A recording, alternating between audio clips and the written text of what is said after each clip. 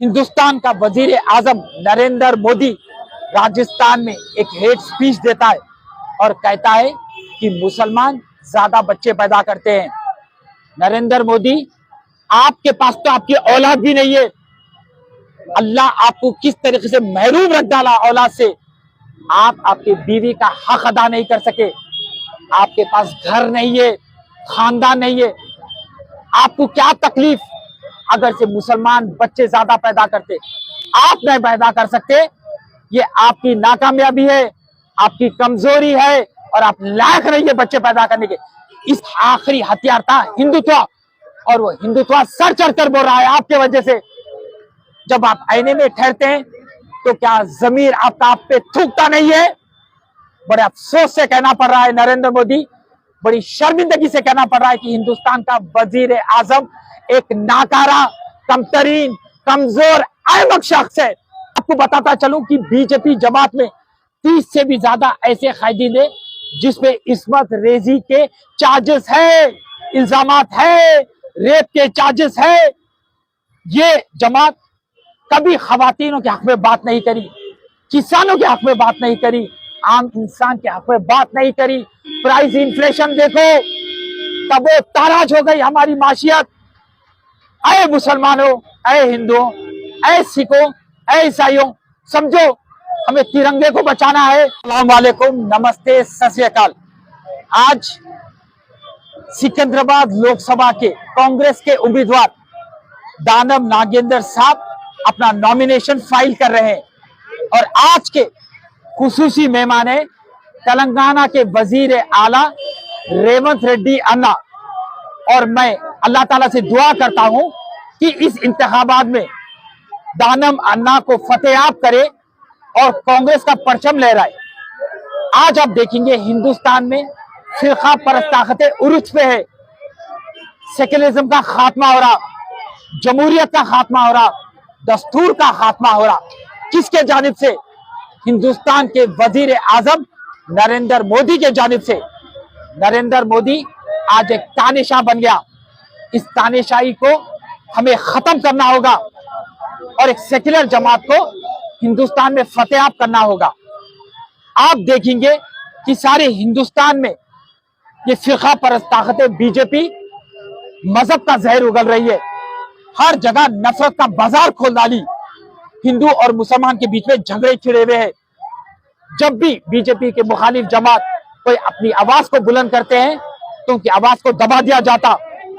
Media पर BJP का control, ED, CBI, IT शिकंजा कसना शुरू कर दी। जो भी शख्स बीजेपी के खिलाफ बात करता है, जब कांग्रेस के एमपी ऐवान पार्लियामेंट में हक की आवाज को बुलंद करते हैं तो उन्हें सस्पेंड किया जाता है।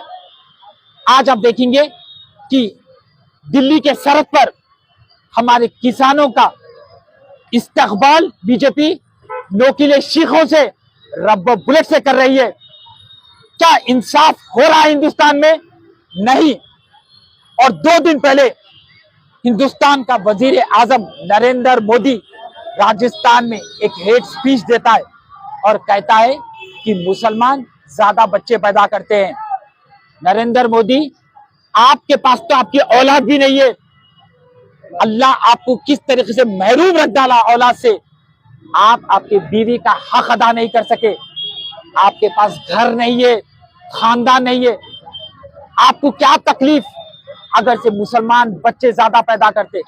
आप नहीं पैदा कर सकते, ये आपकी नाकामयाबी है, आपकी कमजोरी है और आप लायक नहीं है बच्चे पैदा करने के। इसीलिए आप निशाना तानते मुसलमानों पर। क्या मुसलमान इस मट्टी का हिस्सा नहीं है? आजादी के जंग में क्या हमने हिस्सा नहीं लिया? जाओ जाके देखो, इंडिया गेट पर 60,000 से भी ज्यादा मुसलमानों के नाम लिखे गए जो आजादी की जंग में शामिल हुए थे। ये कोई मुसलमान ऐसा नहीं है जो फिरका परस्त बात करता। हम मुसलमान हमारे तिरंगे के लिए, हिंदुस्तान की आन और शान के लिए कुर्बान होने के लिए सदा तैयार रहते। और याद रखो नरेंद्र मोदी, आप हमें घुसपैठिया कहते हैं। क्या ये मुल्क आपकी जागीर है? नहीं। आपका मुल्क जितना है हमारा भी मुल्क उतना है।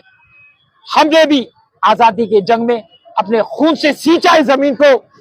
तिरंगे में हमारे खून के निशान है, आज भी तिरंगा हमारे खून से महकता है। और आप हमें घुसपैठिया कहते हैं। आप तरक्काती बुनियाद पे तो वोट नहीं मांग सक रहे, इसलिए आखिरी में आप बौखलाहट के शिकार हो गए और आप पोलराइज करना शुरू कर डाले, नफरत मुसलमानों के खिलाफ उगलना शुरू कर डाले, क्योंकि आपका एक आखिरी हथियार था हिंदुत्व, और वो हिंदुत्व सर चढ़कर बोल रहा है आपके वजह से। जब आप आईने में ठहरते हैं तो क्या जमीर आपका आप पे थूकता नहीं है? बड़े अफसोस से कहना पड़ रहा है नरेंद्र मोदी, बड़ी शर्मिंदगी से कहना पड़ रहा है कि हिंदुस्तान का वजीर आजम एक नाकारा, कमतरीन, कमजोर, अहमक शख्स है।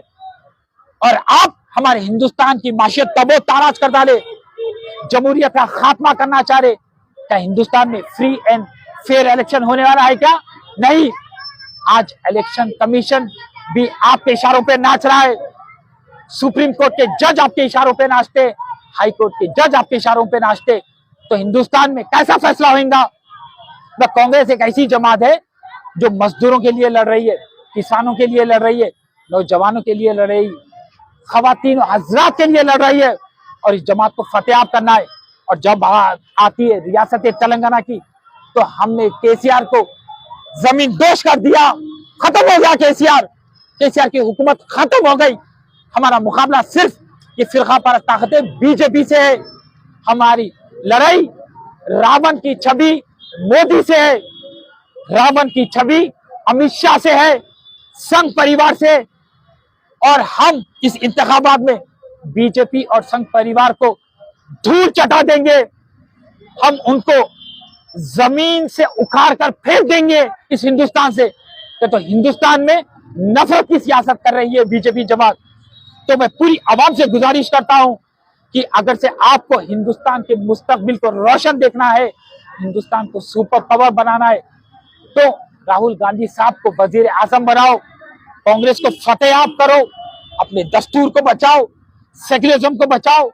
अगर से इस वक्त आप गफलत के शिकार हो जाएंगे तो आगे कोई इंतखाबात नहीं होगा, वन नेशन वन पार्टी हो जाएंगी, याद रखो। और उनके मंशूर में क्या लिखा हुआ है? हम यूसीसी को लागू करेंगे, हम सीए को लागू करेंगे, हम फिरका परस्त सोच के है, उनके सारे मंशूर में लिखा हुआ है। और हमारा कांग्रेस का मंशूर पढ़ो, वो हिंदुस्तान के हक में हमारा मंशूर। और नरेंद्र मोदी, याद रखो, तुम जो नफरत का बीज बोए, वो थोड़ा पौधा उगा और हम पौधे को उखाड़ कर फेंक देंगे, और हम बीज मोहब्बत का बोएंगे, प्यार का बोएंगे, भाईचारगी का बोएंगे। और जो बागबान रहेगा वो मोहब्बत का बागबान रहेगा। इस बागबान में हिंदू भी खुश रहेगा, मुसलमान भी खुश रहेगा, ईसाई भी खुश रहेगा। हम ऐसी क़यादत कायम करके बताएंगे, तुमको अपने घुटनों पे ला देंगे, तुम्हारे को शर्मिंदा कर देंगे, तुम्हारे को रुसवा कर देंगे, तुम्हारे को बेइज्जत कर देंगे। तो तुम भारत माता के पीठ में खंजर भोंक रहे हो, तुम क्या खवातीनों की इज्जत करते हो?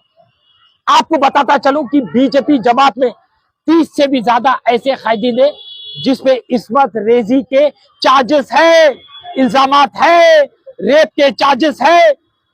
ये जमात कभी खवातीनों के हक में बात नहीं करी, किसानों के हक में बात नहीं करी, आम इंसान के हक में बात नहीं करी। प्राइस इन्फ्लेशन देखो, तब वो ताराज हो गई हमारी माशियत। अय मुसलमानों, अय हिंदुओं, अय सिखों, अय ईसाइयों, समझो हमें तिरंगे को बचाना है, इस दस्तूर को बचाने का है, इस जमीन को बचाने का है, मोहब्बत के पैगाम को आगे बढ़ाने का है। तो मैं आपसे गुजारिश करता हूं कि कांग्रेस के हित में वोट करो, कांग्रेस को फतेह करो, और इंशाल्लाह हम हक की क़यादत कायम करेंगे। जय कांग्रेस, जय हिंद।